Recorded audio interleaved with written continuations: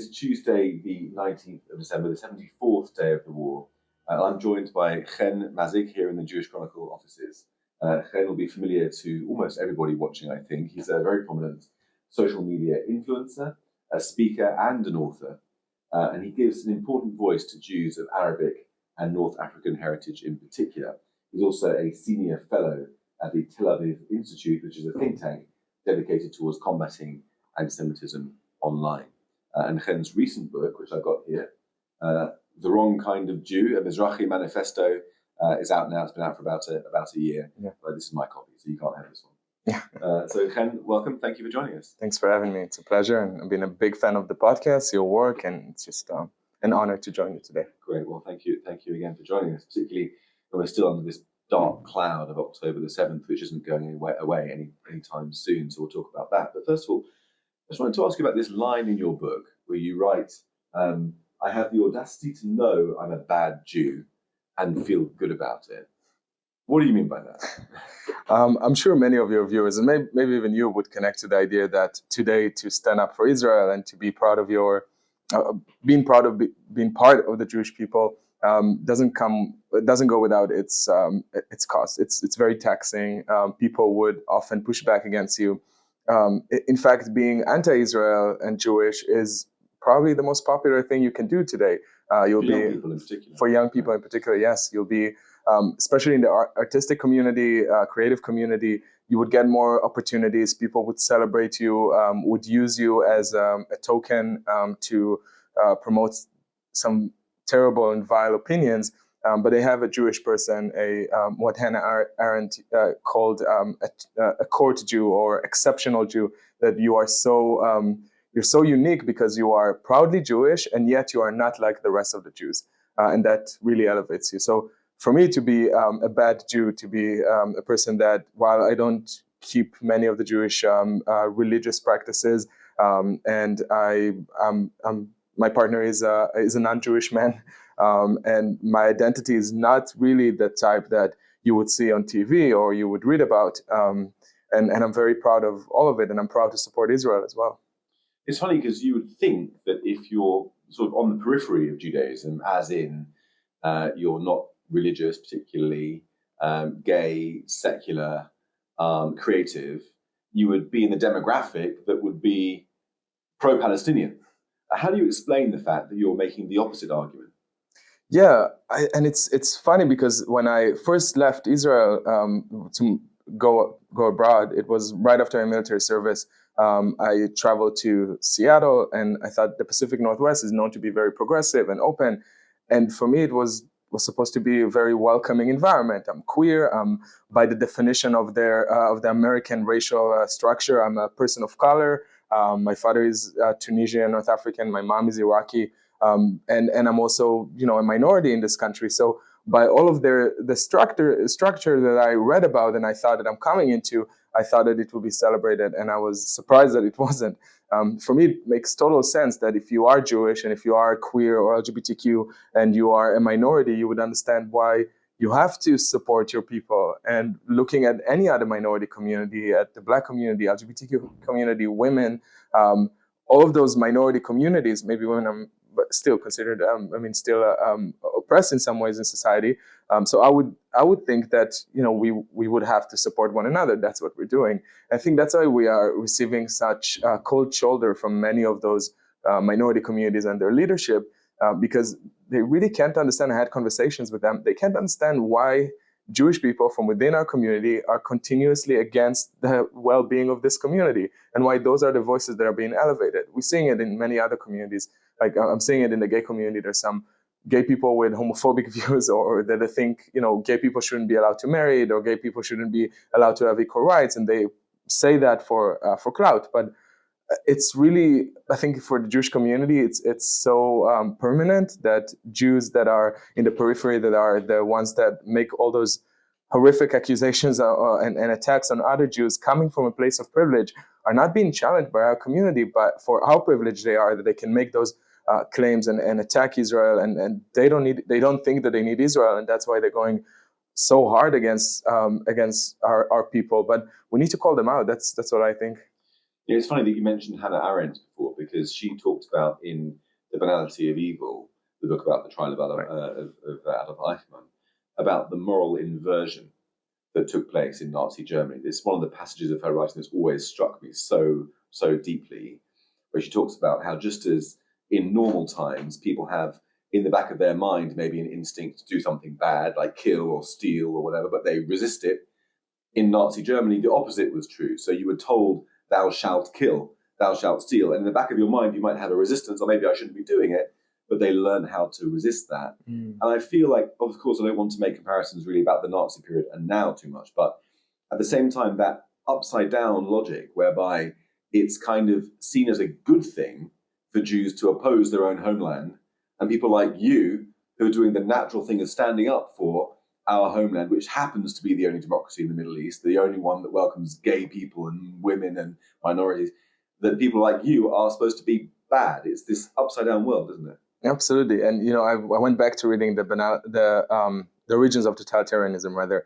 And also, of course, the banality of evil is such a appropriate way to describe what Hamas has been doing, and those people that have no moral boundaries. And I mean, I don't want to go too far into the comparing them to the Nazis, but there's definitely roots there. But I went back and read it, and it was so sobering to see that back in the 60s, she was describing a phenomenon that we are experiencing today. She called them the exceptional Jews.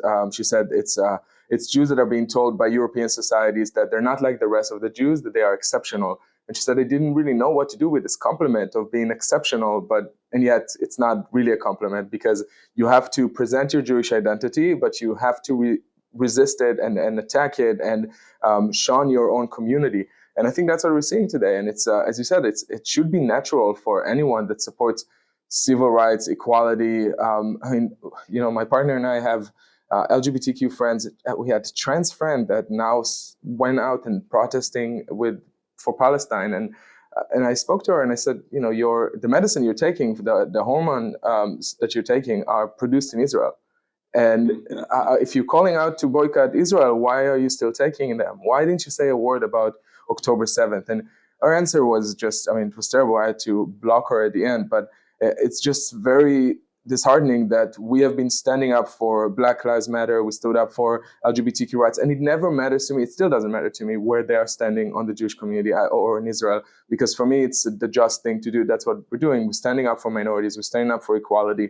But it's just really disheartening to see so many voices attacking us at this time. Well, it's interesting because I feel like I'm really fascinated by your perspective, because from my point of view, it's a little bit easier because I'm against identity politics in general. So I'm from the political position where I don't feel comfortable with the worldview that is obsessed with slavery and colonialism and systemic racism and radical gender ideology and identity politics in general. And with that usually comes a pro-Palestinian bias. Obviously, my morality is based on openness and equality, but not in that sort of obsessive identity politics frame. Whereas it seems to me, a little bit more from within the progressive world, where you take on some of those ideas, but it feels like when you get to the Jewish element, you come up against something that you don't like. And so it feels like you're in a difficult position there somehow. Yeah, I think, while I don't think that identity politics is positive or it helps us, but I do think that that's my perspective, is that there are groups in society that have unfair position that they start from, and we need to recognize racism and LGBTQ phobia and also anti-Semitism. And I think, the recent 2 months, more than 2 months, have pushed me very much to be against it, because of so many leaders within those communities that I stood up for have been vehemently anti-Semitic.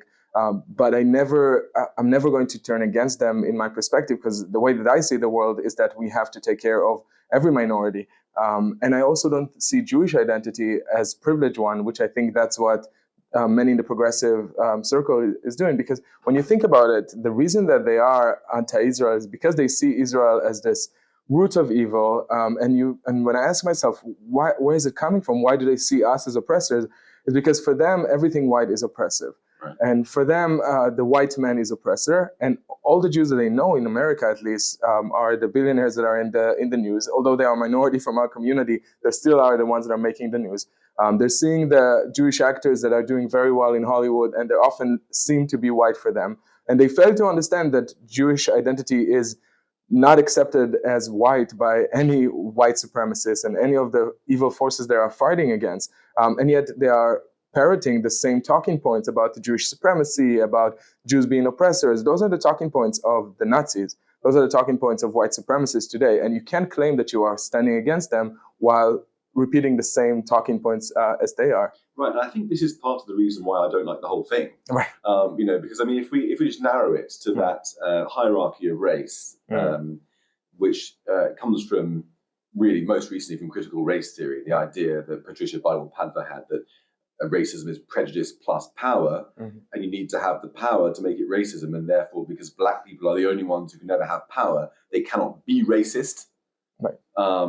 And white people, by which they include Jews, cannot experience racism because you know what I'm talking about. Yes. All this to me makes zero sense at all, and underlying it is the idea that Jews, they don't know quite what to do with Jews because they've experienced the Holocaust, but some of them look white, and so the underlying thing seems to be they're so powerful that everyone knows they control the money markets, they control politics, they pull the strings of the media.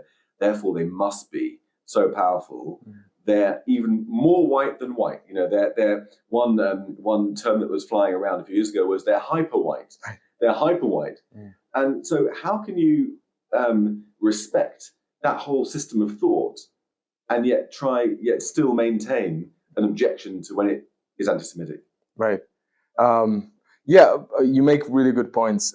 Something I don't know if I fully agree with. I mean, and I wrote about it in the book on the idea of critical race theory. And while I do oppose some elements of it, specifically the anti-Semitic elements, I think that it's at a point right now in the conversation, at least in America and maybe even in the UK, I don't think there's going back. I don't think that we'll be able to scrap critical race theory or the idea of racism and in society and how it's, and there is truth to how it functions in society. I don't know if the idea of Patricia and others have been, or Ibrahim Kennedy or others are fully on the money, but I think that there is truth to the point that minorities do experience bigotry in society that is inherent. And they're speaking about how everyone are born into racist society. Not sure if it's true that everyone are born racist or being raised racist, but there are elements that I can see from the Jewish community as I live in the West that are not. I mean, every Sunday here we are remembered that we are not in our homeland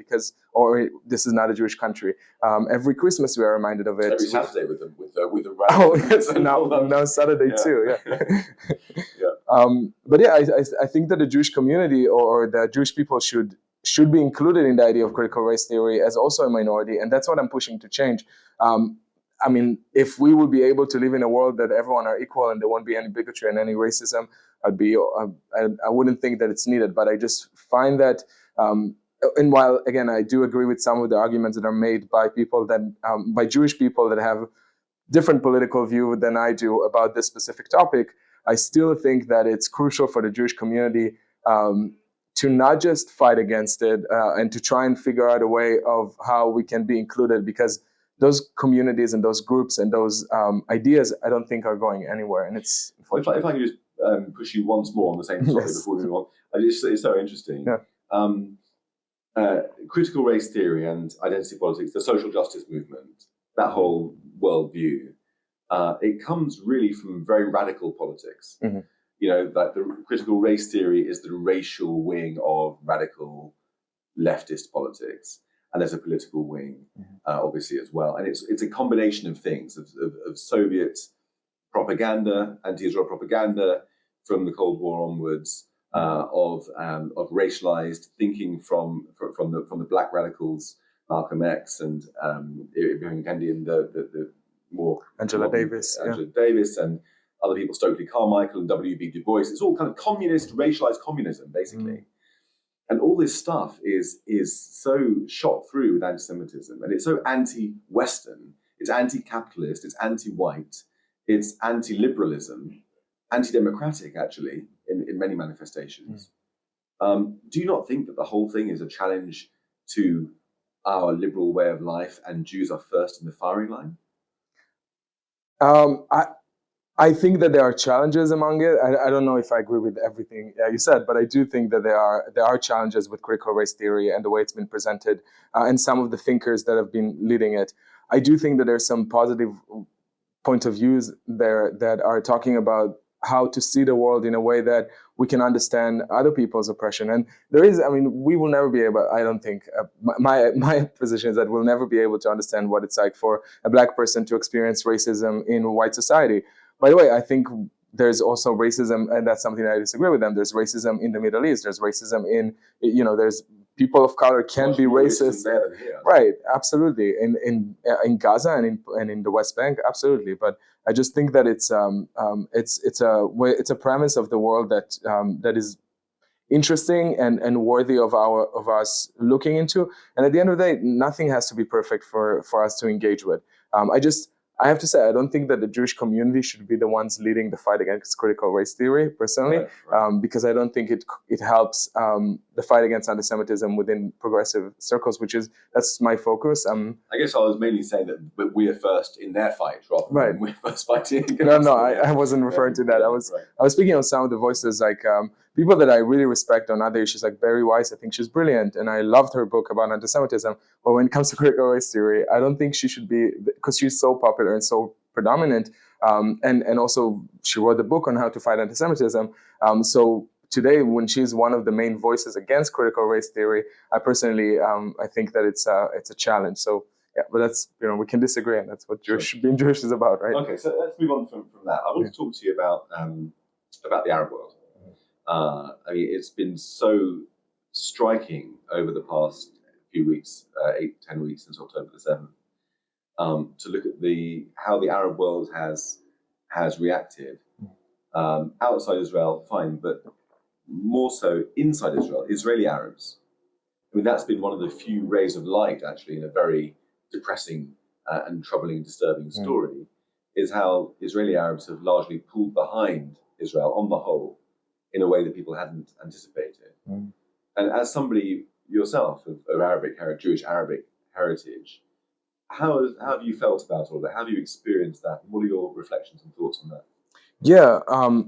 First of all, the reaction of Israeli Arabs is amazing in facing this. I mean, I think it's the brutality of October 7th was so terrible for anyone, but specifically for Arab Israelis that their identity is inherently tied to Palestine. I mean, some of them also identify as Palestinians. So to have this being done on the name of Palestine, Palestinian identity, Arab identity, I think it was terrible for them to see it. And I think in Israel, they saw it more than we saw it in the West even. I mean, you and I probably have seen most of the footage and most of the information that came out of Israel after October 7th. But I don't think it was that permanent in the media as we experienced it. Like, I don't think that they have really showed all the gruesome parts. They've shown a lot of the gruesome parts from the Palestinian side, but not from our side. So I think it's just inevitable for people that live in a democratic society that respect the law and democracy and democratic values to see this done by people that share the same ethnicity as they do, or at least the same identity as they do, and just deny it and reject it. So I think that was one positive outcome. The fact that for a long time the countries of the Abraham Accords left their ambassadors in Israel. Some of them had to pull them back, and I understand the pressure in the Arab world, but that was a very positive thing to see. But when we speak about Arab identity, the Jews that lived in the Middle East and North Africa for so long, they never enjoyed the benefit of being Arabs. And that's, I think, an important point, and that's why I use the term Mizrahi more than Arabs. And when I ask my family if they ever use the term Arab Jew, they always said, they always laugh, because for them they don't see themselves as Arab, even though they speak Arabic. But Arab identity is an imperial identity that was reserved only for Muslims in the Middle East. They could have become Arabs if they shed their Jewish identity and converted to Islam.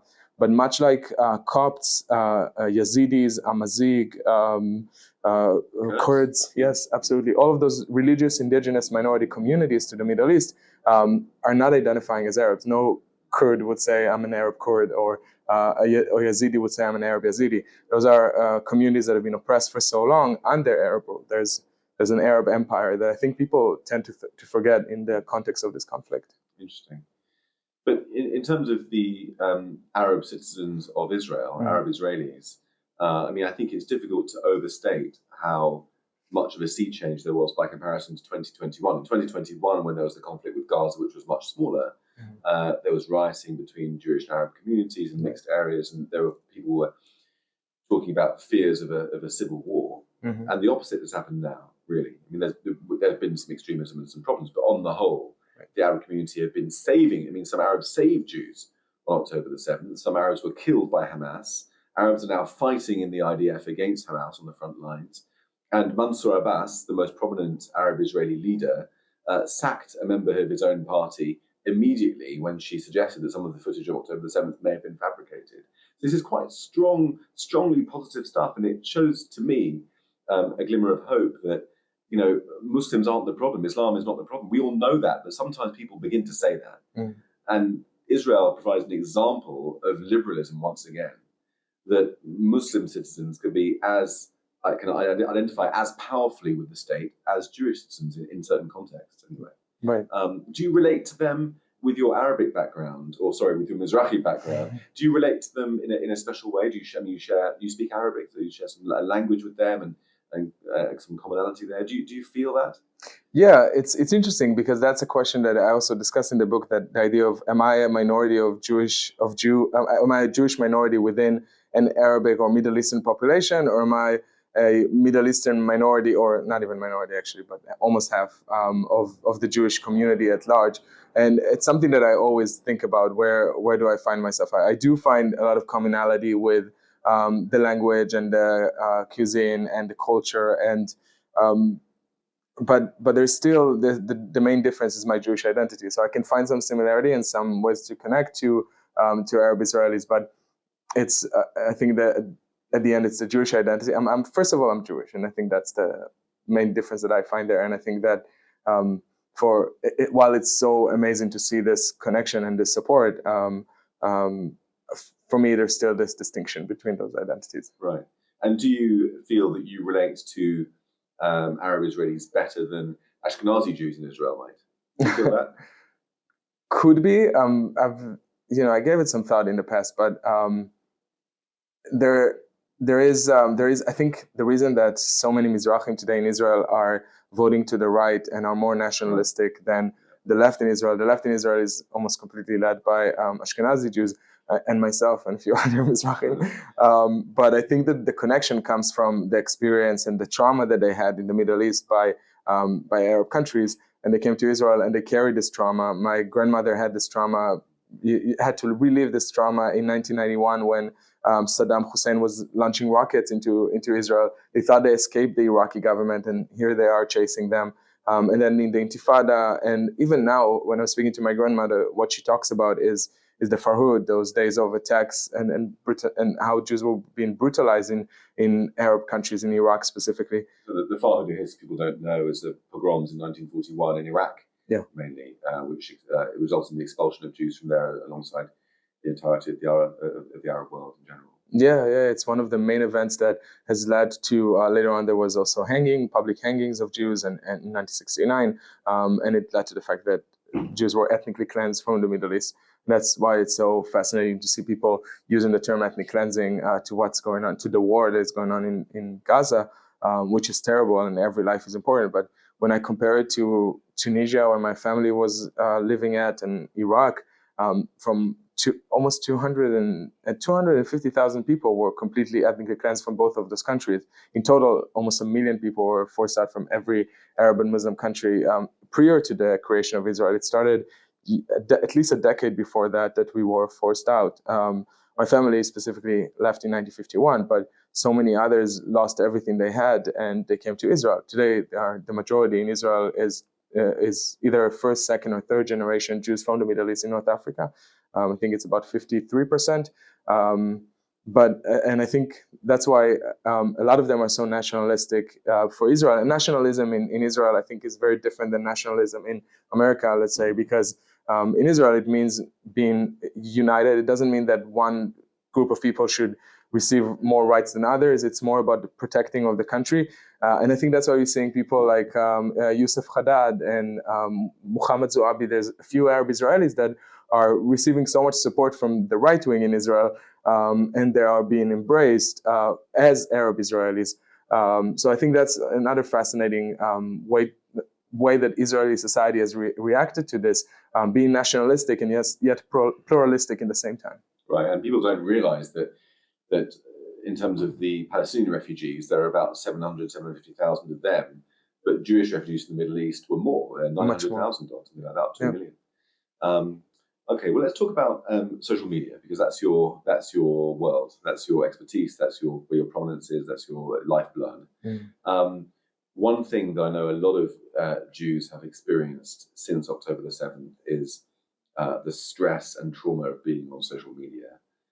People have got into arguments with their friends, former friends, acquaintances, strangers online in a way that they hadn't before. They felt that almost like this is their fight on social media, and they're not always equipped to deal with that level of stress, particularly when it's people that you thought were on your side. This is something that you must be very familiar with because you attract a lot of hate because of your prominence. Does it get to you? I used to say no, it doesn't get to me, but I think the last 2 months, over 2 months, has been much more difficult than it used to be. I mean, I always got death threats and people attacking me on every college campuses I go to. I get, protests and but on social media, the last 2 months have been just horrific. I think it's one of the worst times I had in my life, I would say, to experience constant hate and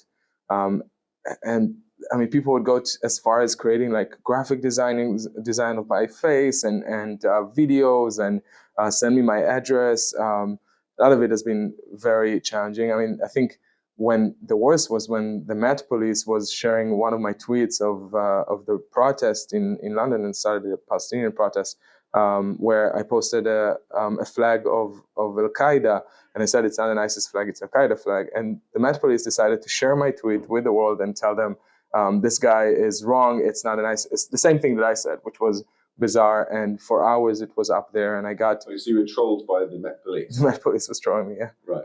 Yeah, thanks Met Police. Right. Yeah. And it's wild, and I saw them doing it to many other Jews. And I reached out to them, and I tried to get them to remove it. They wouldn't remove it.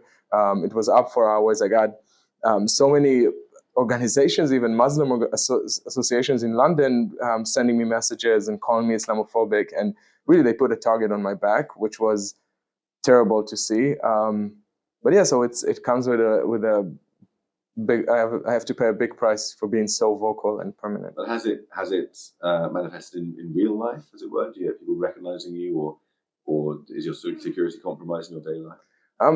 Sometimes I would get. I mean, it's not as often. I can count it on one hand the times that people would see me in the street and say something, or say "Free Palestine," or in my gym, people being hostile to me. But actually, the positive thing is that I can tell you of so many incidents in London. People would come up to me and say how grateful they are that I'm speaking up, how I gave them strength. Just today, there was 3 people on my way here that stopped me, which was incredible to see that. They recognized you and stopped you and said, "You're doing a great job." Yes, yeah. So what advice do you give to people who are struggling with this? Because, this is something that you've become accustomed to because of your high prominence. But a lot of people who I know, that's not their world. They're just ordinary people, but they end up getting into these fights and attracting all of this stuff. Do you have any advice for them? Yeah, I would say the default should be 95% of the time, don't engage with bigots and trolls and anti-Semites online. When someone doesn't see your humanity, there's no way that you can convince them to change their mind. So I would say generally don't engage. The times that you can engage is if someone has some political power or some capital online that you want to make a statement that other people would see it. But generally, don't engage. And even if you want to engage with someone, I always think to myself, do I want to get into this conversation with a person that has some opinions that are, that sound like a troll? So I would say avoid that. I don't think I've ever spent time a day arguing with trolls that I ended with feeling like I won anything. It's never nobody wins. Nobody wins. Yeah. So just ignore them as much as you can. Take a step back, touch grass and come back, because we're sucked into it. And that's something that I feel like I'm often, I need to take a break from my phone and my computer and just go outside and come back to it, because we're getting wrapped into this world, and it's just not a reality. Most people out there, I think, and they hate anti-Semitism. They don't support. I mean, we've seen some polling that was challenging what I'm going to say, but by and large, it's still. I mean, I think by and large, people are supporting Israel's right to defend itself, support the Jewish people. They hate Nazis. They hate Hamas. They hate the pro-Hamas protests here, and they want to support us. So remind yourself of that when you're surrounded by so many trolls some of them are from Iran, some of them are from Russia, some of them are from Qatar, and they might seem real to you, but they're not. So right. Take care of your mental health, I would say. Right, and I think, in fact, personally, I in the first week after October the 7th, it hit everybody, and I got swept into a lot of stuff on TV and social media and writing, and it was like everybody, I was really exhausted and strung out and emotionally distressed and just drained, but still feeling I had to fight the fight. And they got to the Shabbat, and Rob Rinder, who's a friend of mine, who's a columnist for the JC, sent me a message saying, "Will you promise me that you'll take Shabbat off and won't look at any of the stuff?" I wrote back to him saying, "You don't understand. All this stuff is happening. If I don't do this, who else will? Hezbollah might come in the north, and all this. There's all these threats." He was like, "Jake, that will still be there the next day," and he was right. So I took that time out, and it was as if I'd taken a month off, because the next day I got up and I was like, "Wait, I have a sense of perspective again," and it really helps, doesn't it, to take a bit of time away? Yeah, absolutely. Do you do anything else, by the way, when you're stressed online? Like, do you take working out? Does that help, or like walking, or? Well, I mean, I'm a cyclist. Okay. Or at least I was before October the 7th for a few years, and now, since October the 7th, my training has drastically reduced. Yeah. But that's how I get the headspace when I can get out on my bike and just concentrate on the road and the speed and stuff, and the pain. Yeah. And that obliterates all my other thoughts, and then I come back and I have a fresh mind again. Yeah. What about you? Yeah. So I was going to say that as well. I mean, for me, working out, I do all those hellish trainings in Barry's boot camp type thing that you have to they're killing you in like 45 minutes, and it's terrible. I don't know why I do this. I do know why I do this to myself. It's so hard that I forget about everything. Right. And I found a Jewish trainer there that her name is Honey. She's amazing. Okay. So every time I go to her, Honey, yeah, okay. And every time I go to her class, I feel so good, because it's like I feel safe. But but anyway, that's something that helps me take my mind off of things. So I try to do that at least once a day. Great. So shout out to Honey if you're watching. The last question I wanted to ask you just before we wrap up is about being an activist, because I sometimes wonder. I'm a journalist, so I'm in a bit of a different space, although we overlap sometimes, in particular times like these. But I sometimes wonder if, when you're an activist, do you feel like you're so much sort of Team Israel that you can lose your objectivity, that you're, in a way, you find yourself obliged to take a pro-Israel point of view all the time, and you don't have do you lose the ability to judge each case on its merits and make a judgment as you go along? You see what I'm trying to say? Yeah, absolutely. And it's so interesting you bringing it up, because I just had this not crisis, but like mini crisis yesterday, that I was thinking, wait, why am I was going to share some of the spokespeople, the Israeli spokespeople, the official ones, comment. And then I said to myself, wait, like 2 months ago, I would never do that. 3 months ago, I was in the protest against Netanyahu. I support, I support democratic Israel. I oppose the judicial overall. I love Israel. I'm a Zionist. I always was a Zionist. But I have different political views than Netanyahu's spokespeople. Although they said some things that really I could agree with. So generally saying, I think you can agree with some people and disagree about some other things, and it's still okay. I'm really against cancel culture.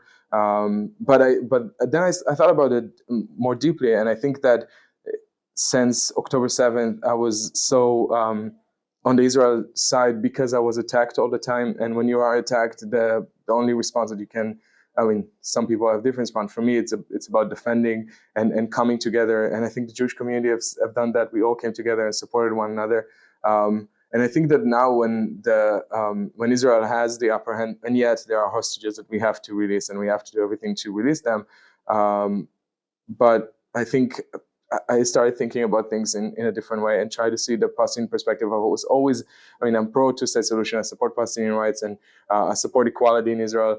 So it was very important for me to go back to my origins and look into this conflict in this, on both sides. And I can recognize the Palestinians truly are suffering in Gaza. And I know that it's Hamas's fault. But I also challenge, I think that it's important, and I know that they're doing it in Israel. And I have friends in the army that are in Gaza right now, and I love them and care for them, and I'm afraid every day. But I think Israel should hold itself to a higher standard than Hamas. Of course we are. But we should also hold ourselves to a higher standard than other Western countries, because our values and our core and who we are should never be lost when we're fighting a monster. That's what Nietzsche was saying, how when you fight a monster, you must be very careful not to turn into one. I don't think Israel is even close to turning into one.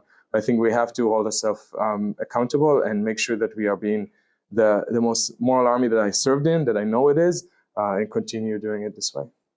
Okay, well, Hen Mazzig, thank you very much for joining us today. Thanks for having me. Just a reminder to those watching on YouTube that you can also listen to this as a podcast, and people listening to this as a podcast, you can also see this on YouTube. If you are listening to it as a podcast, you won't be able to see what I'm doing now, which is holding up a copy of your book, which is called The Wrong Kind of Jew, a Mizrahi Manifesto.